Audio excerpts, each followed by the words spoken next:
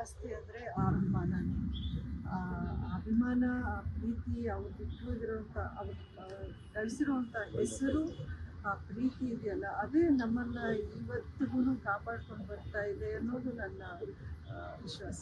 Ambi sir ಅನ್ನೋರು ಕರ್ಣ, ನಮಗೆಲ್ಲ ಗೊತ್ತಿರೋ ಹಾಗೆ ಕರ್ಣಂಗೆ ಅವರ ಪತಿ ಏನು ಕೊಡ್ತಿದ್ರು ಗಿಫ್ಟ್ ಬರ್ಡೇ ದಿನ, ನೀವೇನು ಕೊಡ್ತಿದ್ರು? ಅವರು ಆ್ಯಕ್ಚುಲಿ ಹೆಚ್ಚಾಗಿ ಅವರ ಆ ಥರ ಆಸೆನೂ ಪಡ್ತಿರ್ಲಿಲ್ಲ. ಅವರು ಏನು ತುಂಬ ಶಾಪಿಂಗ್ ಮಾಡ್ತಿರ್ಲಿಲ್ಲ, ಇಂಥವಾಗಬೇಕು ಅಂತ. ಕಾರ್ಸ್ ಗಾಡಿಗಳು ಇಷ್ಟ ಇತ್ತು, ವಾಚ್ಗಳು ಇಷ್ಟ ಇತ್ತು.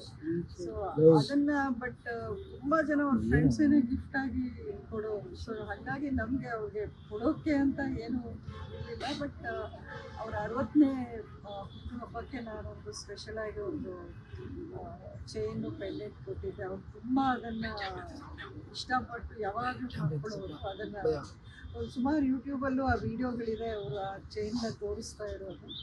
ಅದು ತುಂಬ ಲಕ್ಕಿ ಅಂತ ಅವರು ಫೀಲ್ ಮಾಡೋರು. ಸೊ ಈ ರೀತಿಯ ಒಂದು ಹಲವಾರು ಸುದ್ದಿ ನೆನಪುಗಳು ನಾವು